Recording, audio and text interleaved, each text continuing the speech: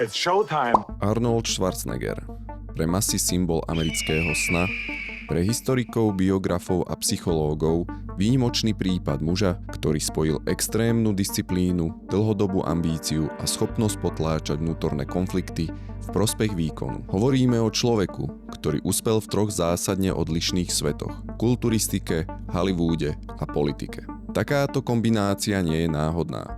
Vypovedá o mimoriadnej cieľavedomosti, schopnosti, adaptácie a vedomom riadení vlastného verejného obrazu. If I'm not me, who the hell am I? Kým mnohí ľudia hľadajú v živote rovnováhu, Arnold sa od mladosti systematicky zameriaval na výkon a výsledok. Opakovane sám hovoril o schopnosti oddeliť emócie od cieľov, My name is Freeze. ktorá mu umožňovala sústrediť sa na ďalší krok bez ohľadu na pochybnosti, strach či vinu.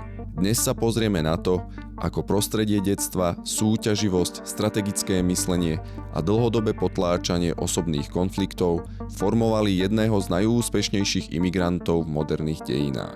Muža, ktorého verejný obraz dlhé roky zakrýval súkromné rozpory. Arnold sa nenarodil ako hrdina, ale ako dieťa v povojnovom Rakúsku, v dedine Thal.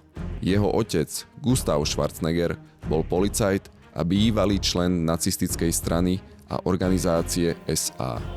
Fakt, ktorý Arnold v dospelosti otvorene priznával. Po vojne žil ako muž poznačený porážkou, alkoholom a tvrdou predstavou o výchove. V rodine vládla prísna disciplína. Stop whining. Podľa Arnoldových spomienok otec otvorene uprednostňoval staršieho syna Meinharda.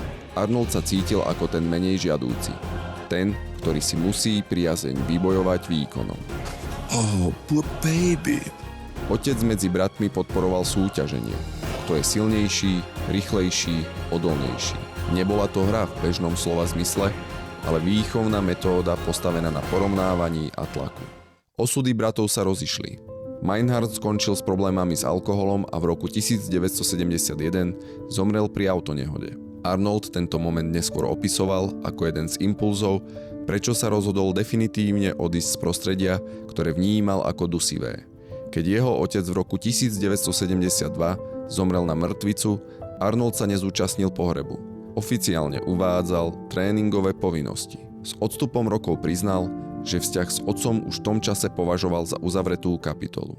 V roku 1965 nastúpil na povinnú vojenskú službu v rakúskej armáde. Keď sa dozvedel o súťaži Junior Mr. Europe v Stuttgarte, opustil kasárne bez povolenia, aby sa jej mohol zúčastniť. Súťaž vyhral. Po návrate bol potrestaný krátkym väzením v armádnej base. Táto epizóda sa stala jedným z jeho prvých životných ponaučení. Porušenie pravidiel má následky, ale úspech môže následky zmierniť. V kasárniach si vytvoril provizórne tréningové miesto, kde cvičil aj v podmienkach, ktoré ostatní považovali za nemožné. Po príchode do Ameriky v roku 1968 nebol len naivným svalovcom. Bol to mladý muž s podnikateľskými ambíciami. Ešte predtým, než sa stal slávnym hercom, stal sa finančne nezávislým. Spolu s Frankom Columbom založili stavebnú firmu European Brickworks. Využili americký záujem o európsku kvalitu, inzerovali sa ako odborníci na tehly a mramor. Účtovali si vyššie ceny, než bolo v tom čase bežné a úspešne predávali imidž, precíznosti a výnimočnosti. Arnold pochopil kľúčovú lekciu. Ľudia nekupujú len produkt, ale príbeh. V tomto bode jeho príbehu vstupuje do hry ešte jeden dôležitý muž. Joe Weider, vydavateľ, manažér a zakladateľ moderného fitness priemyslu, ktorý v Arnoldovi okamžite uvidel ideálny produkt. Weider ho neformoval len ako športovca.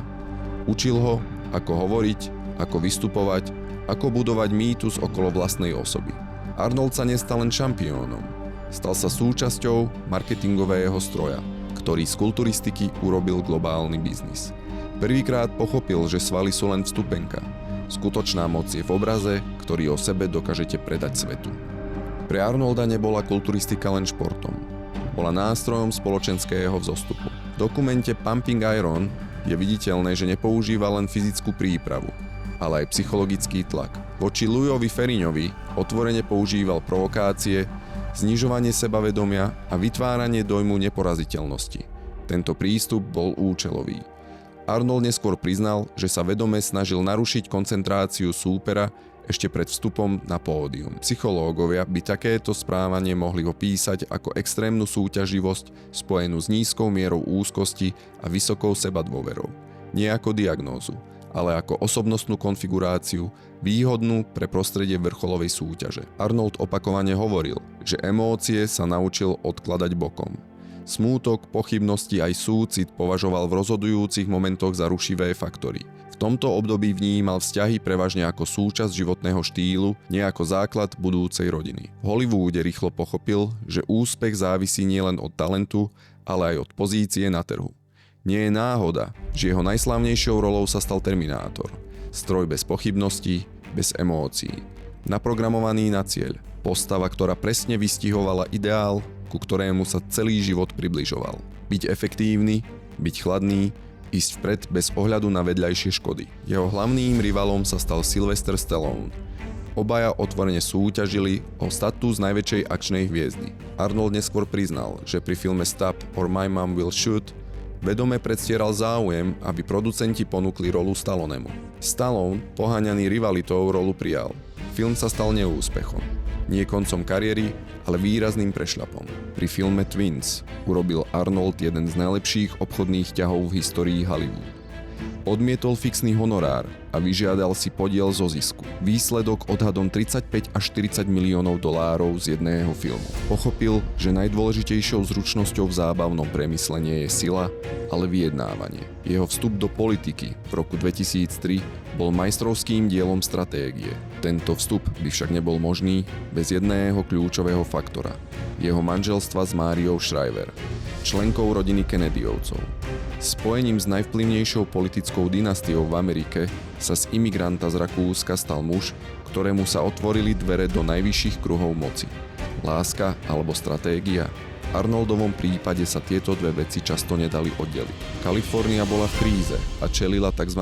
Recall election, odvolávaniu guvernéra Greya Davisa. Arnold sa vyhol tradičným primárkam, kde by ho republikáni roztrhali za jeho názory. Namiesto tlačovej konferencie oznámil kandidatúru v The Tonight Show Jaya Lena. Z politiky urobil zábavu. Vyhol sa tvrdým politickým novinárom a komunikoval priamo s voličmi cez populárnu kultúru. Ale 5 dní pred voľbami prišla bomba. Los Angeles Times zverejnil svedectvá 6 žien, ktoré Arnolda obvinili zo sexuálneho obťažovania. I don't do requests. I'm not a pervert! Každý iný politik by skončil. Arnold použil svoju starú taktiku. Priznať len toľko, aby to stratilo váhu. Ospravedlnil sa, ale zároveň to bagatelizoval. Voliči mu to zhltli.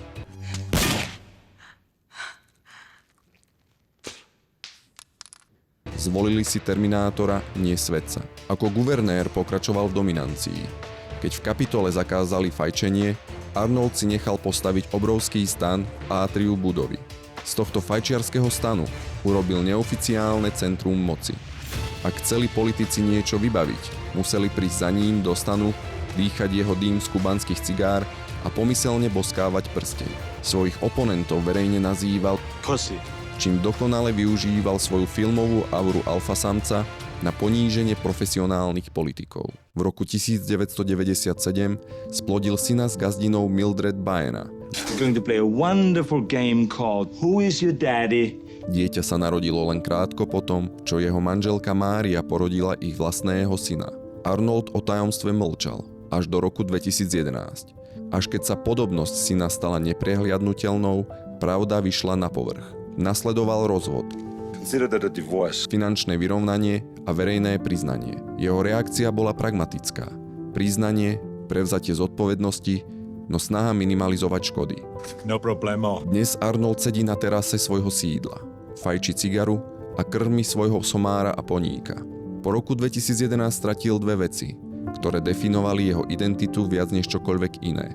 Moc a rodinu. Skončila politická kariéra, skončilo manželstvo. Jeho príbeh nie je len o sile, je o hraniciach sebakontroly. O tom, čo všetko môžete dosiahnuť, keď ohnete realitu vôľou. A o tom, čo sa stane, keď vôľa narazí na dôveru tých najbližších. Hasta la vista, baby.